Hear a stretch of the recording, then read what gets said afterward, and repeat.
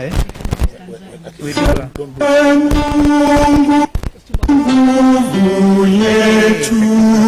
Hello?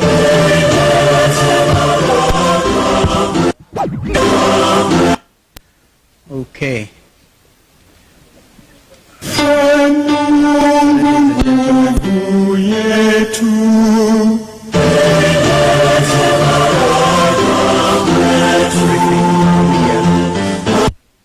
So it is in order for us to wish our media fraternity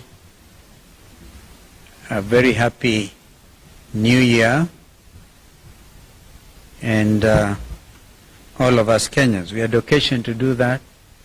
We issued a statement on the 30th of December as our New Year message to the country. And I think after that, President Ruto issued a similar end of the year thing himself from Kisii State Lodge. So this is a statement by the people. The Honorable Eugene Wamala will probably join us at some stage. If he doesn't, he's busy trying to prepare his party's offices, not very far from here. We have his understanding that we can continue. My brother Jeremiah Kioni, Secretary General of Jubilee, is with us. We also have former Governor Waititu, and we have senators here, as you can see. The Senate Minority Leader, Senator Fukitui, Nombua. We have ranking members like Mheshimiwa member for Dr. Makali from Kitui Central. We have Senator Maanzo here, Senator Agnes Kabindu, and Mheshimiwa Mule, a ranking member. He's right here behind me, member for Matungulu.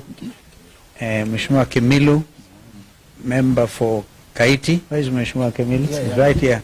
Yeah, I'm taller than him. Mheshimiwa Mawade, member for Embakasi South, and a team of MCAs from there. Mheshimiwa Malika. Where is Mheshimiwa Malika? Ah, that one is tall. It's okay. Member for Gitui Rural. Mheshimiwa, Philip Kisia, as you know, has effectively taken over as the CEO for a coalition. Mheshimiwa Philip Kisia is right there. And we have Speaker Kitui County, I've seen him. Kitui County Assembly, I've seen him. And MCAs from Kitui can also raise their hands. We've seen them. MCAs Nairobi. Yeah, well done. Machakos MCAs, I think there are some here. Very good. Actually, the reason I say that, because it's the tail end of my statement. I'll be talking about Honorable Farah Malim, and he's been a party member for Wiper. So you see a representative group of members of that party. Fellow Kenyans, let us first pay tribute to three immediate Kenyans who left their marks on our republic. Professor Abdallah S. Bujra passed away on January 7th, 2025. Professor Bujra was a gallant son of Kenya and Africa and made great contribution to African integration and leadership and cutting-edge thinking on African development. Like the late Professor Ali Mazrui, Professor Bujra was recognized and appreciated outside Kenya's borders more than within. He served the continent as the first full-time executive secretary of the Council for the Development of Economic and Social Research in Africa, one of the premier research institutions in our continent, as well as the Organization of African Union, OAU, as it then was, in various capacities, including as a CEO of the International Panel of Eminent Personalities between 1998 and 2000. He was a founding director of boards of Muturi and Katiba Institute in Kenya. Russian Wara was an incredible writer who sadly passed away this week from a battle with cancer. Her words, printed and written every week in different publications, both home and abroad, left a lasting impression, speaking truth to the heart. Whatever the subject, Russian questioned and demanded accountability. She was one of a kind, and uncompromising and apologetic in Kenyan. Yesterday evening, we learned of the passing on of senior counsel, our sister Judith Ongori.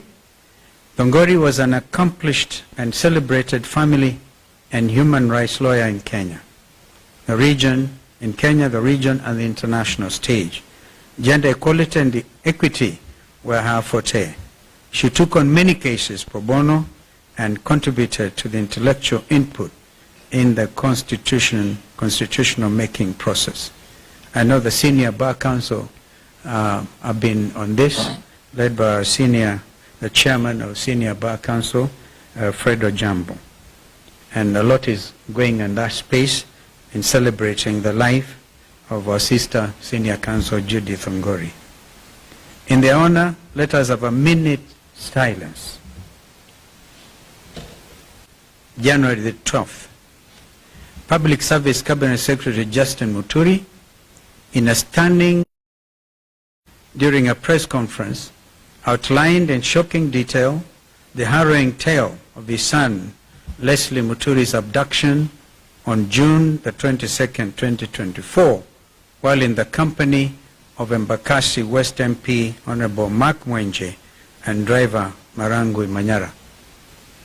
Honorable Muturi, who was serving as the Attorney General of the Republic of Kenya at the time of his son's abduction, said that he had been waiting for answers for the last 6 months as to why his son was abducted.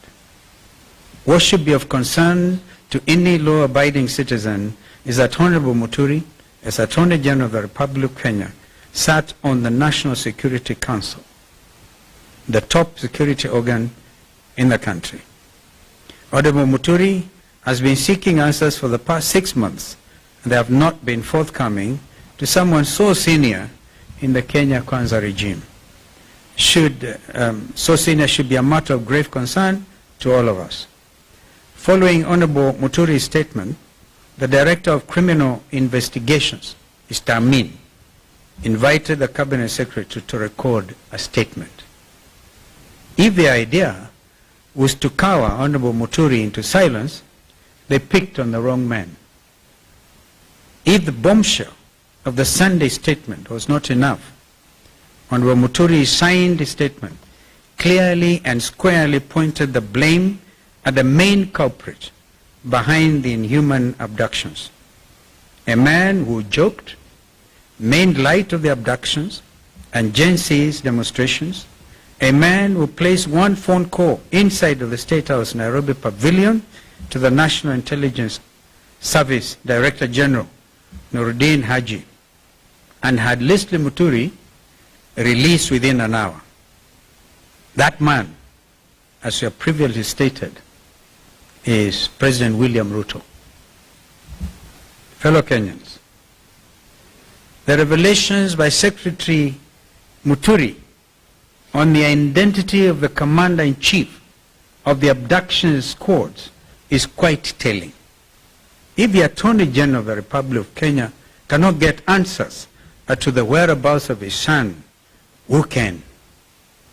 If the Attorney General cannot get his phone calls answered by junior staff, such as the DG of NIS, or the DCI Director, who can? If the then Interior Cabinet Secretary, Professor Kithure Kindiki, and PS Raymond Omolo are furnished with lies by their juniors, what is the state of the Kenya Kwanza regime? Fellow Kenyans, the Kenya Kwanza regime has established command and control structures outside of the Constitution of the Republic of Kenya, carrying out illegal and criminal activities against Kenyans. We have actually since established that some headquarters of this abduction squad was somewhere near Ruaraka. As you have previously stated, William Ruto is a commander-in-chief of the abduction squads. This has been clearly demonstrated by his own public pronouncements on the abductions, as well as those of his conceited cronies in government. Kenyans and the international community should read between the lines. Mr. Ruto and his lieutenants' chest thumping over 2 weeks ago in Bungoma was not only a gross violation of Mr. Ruto's oath of office, it also bore all the hallmarks of a dictatorship and a crude attempt to instill fear in Kenyans by subduing them into silence. Mr. Ruto's dictatorship, which now kidnaps and tortures people in underground prisons, must be considered as a renegade criminal enterprise. And this in accordance with the ICC's Rome Statute. And for the avoidance of doubt, the Director General of NSIS could not be held responsible alone. The ICC statute talks about the person bearing the highest responsibility. And that is not Nuruddin Haji, that is William Samoei Arap Ruto. The People's Loyal Opposition will not sit back and allow this disgraceful attempt to take us back into the dark days of fear and oppression. We shall lead from the front. You've actually demonstrated leadership from the front because you've been in court. We'll fight them in court, we'll fight them in the streets, we'll fight them everywhere. We demand that Mr. Ruto respects Kenyans and the oath of office he has sworn to preserve under Kenya's Constitution 2010. We also demand the immediate release of the remaining abductees. We actually have a date on the 27th with the Inspector General of Police, Mr. Kanja, before Justice Bahati Namuye. And they know what the ruling was by Justice Bahati. If they will not show up on the 27th, he will cite, convict, and sentence on the spot. So nobody is above the law. Not even Director General Kanja or Director DCI, Mr. Amin. If Ruto refuses to respect and enforce Kenya's constitution and laws, the solution is straightforward. He should resign. And the world is changing. Just today or yesterday, a sitting president of the Republic of South Korea was arrested in State House. We celebrate this kind of development because people must be held to account. This is what the Gen Zs have been advocating for. Meanwhile, let Mr. Ruto and all others who perpetrate violent crimes against Kenyans know that they will not go unpunished. On the Independent Electoral Boundaries Commission, IBC, we have been very clear and consistent and followed the law at all times. Those who are barriers to the establishment of the IBC selection panel are puppets of Mr. Ruto. They bear the highest responsibility in the current constitutional crisis and an attempt to pre-rig the 2027 general elections. We will not allow that to happen. And I will ask my brother Kioni to respond to some of the remarks by some of these renegades who can even say they know how to manufacture presidencies beyond 24 years. These renegades must be called out. Lastly, for avoidance of doubt,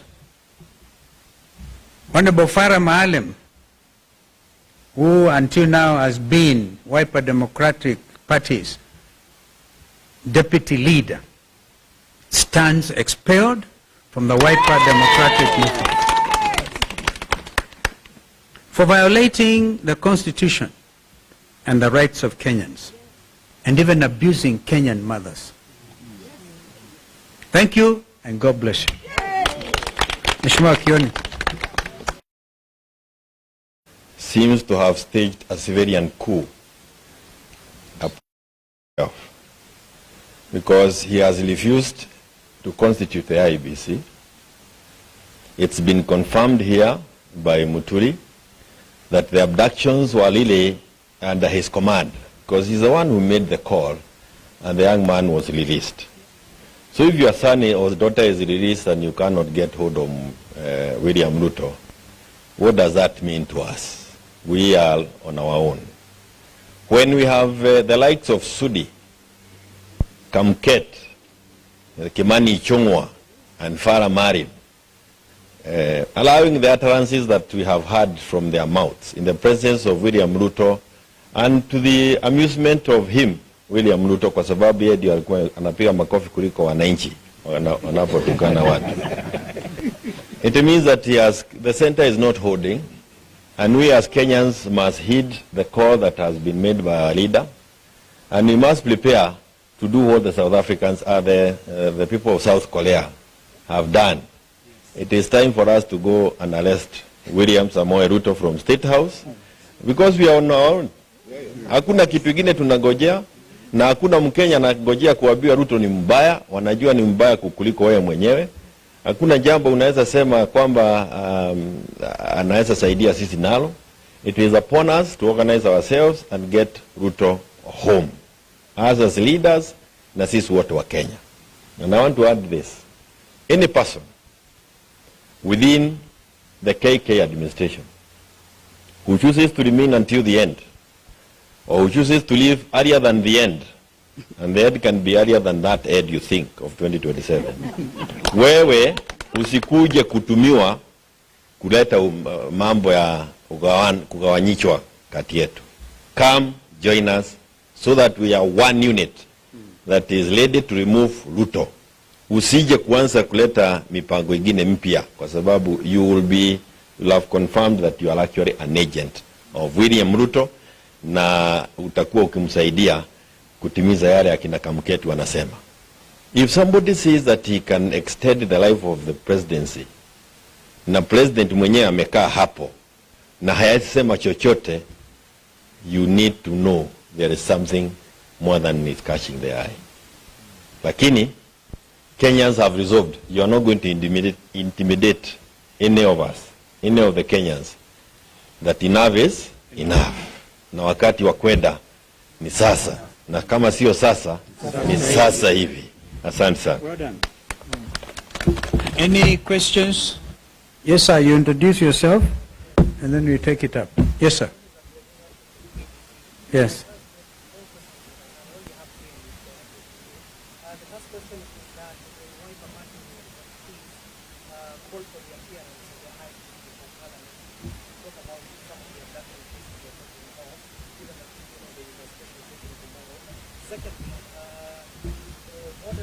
Given to the members of parliament, there are some MPs who are threatening to impeach the public. We have witnessed some of nominated members of parliament, even sitting members of parliament, where they were even expelled from the house, but yet till today they are still there. So how different will it be for Farah Mali? Okay. First of all, on Farah, he himself knows in his own mind, and it's for me a matter of grave, it's very heavy on my heart, because I've known Mheshimiwa Farah. He used to be a reformist, campaigned for him seriously in AJAABU, against that time an ODM candidate, and we won for Wiper. Therefore, it doesn't give me any pleasure. Even if, because there's that thing they always follow in the Constitution, unless somebody resigns in writing to Mr. Speaker, right? He will still sit there, like those renegade Jubilee MPs who are expelled. We know this. But beyond that, if you talk about the 13th Parliament, I repeat my earlier comments, that Parliament was impeached by the people of Kenya, led by the Gen Zs, on the 25th of June last year. So they lack moral authority to do anything. If the Wiper MPs were not in the majority of a very strong, solid team, we even stood against impeachment, because they said, they heard what Kenyans were said, kufa driver, kufa makanga. Even if they bring that motion, to oppose impeachment. But have we not heard Mr. Muturi tell them, bring it on, impeach him. But before you impeach him, please note you have been impeached by the people. That is the situation as it is. It's only that you cannot arrest all of them like the Koreans did. And please, the reason the President of South Korea was arrested in State House was because he acted in contravention of the Constitution by declaring illegally martial law in South Korea. That's why he eventually was arrested.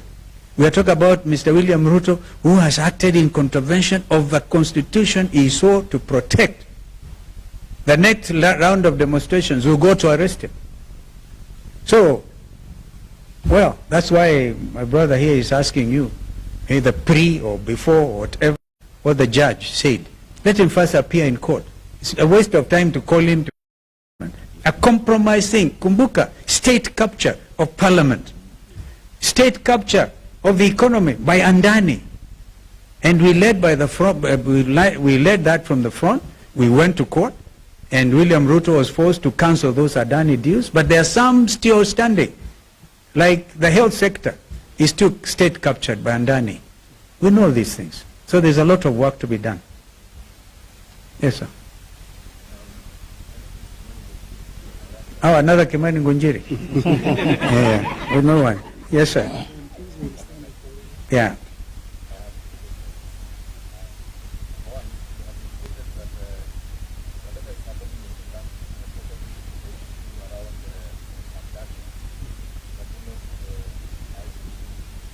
Yes.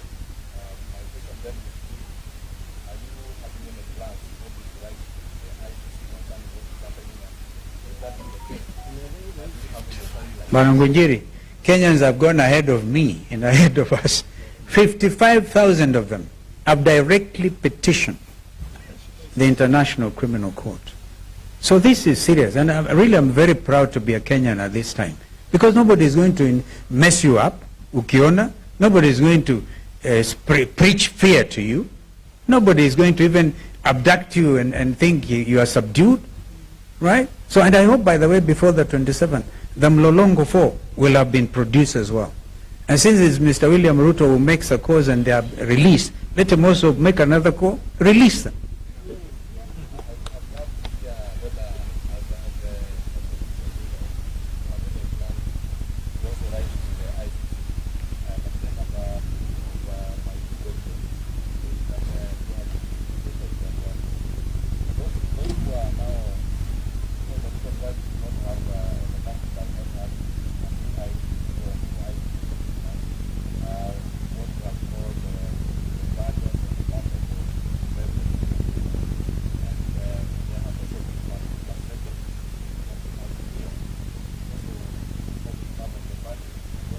We dealt with that matter before, Ngunjiri. If you're referring to Kokimuli's candidature, right, that was already given green light by a high court judge, and then those puppets we are making reference to went on appeal. The appeal has taken inordinate, as experienced inordinate delay, meriting, in fact, necessitating the president of the Law Society, Madam Faith Odhiambo, to issue a statement on that matter, saying that the court system should clear any IEBC related matter, because that appeal has been lying there for three months unattended to. But I gather the matter is coming up, I think, on the 21st now. Let us hope it gets cleared once and for all. If Kokimuli loses, fine. If she doesn't lose, then the panel should be constituted immediately.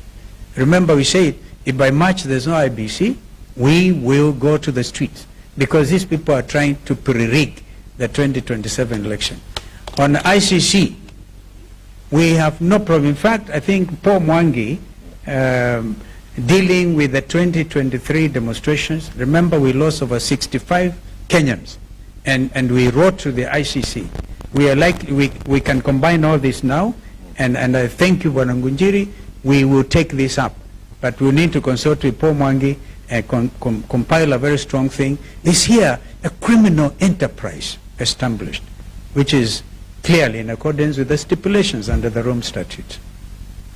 Yes, Madam.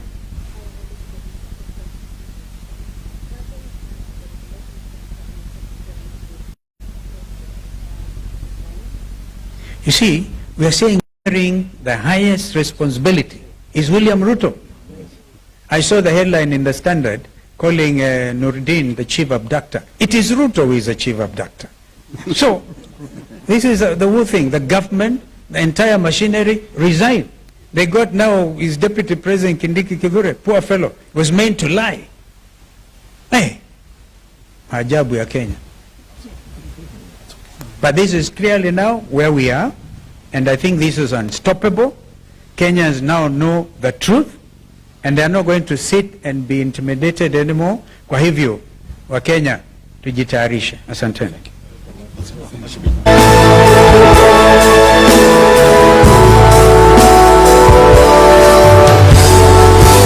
Wajibu wetu ni kuishi kwa upendo, kutoka ziwa mpaka pwani, kaskazini na kusini.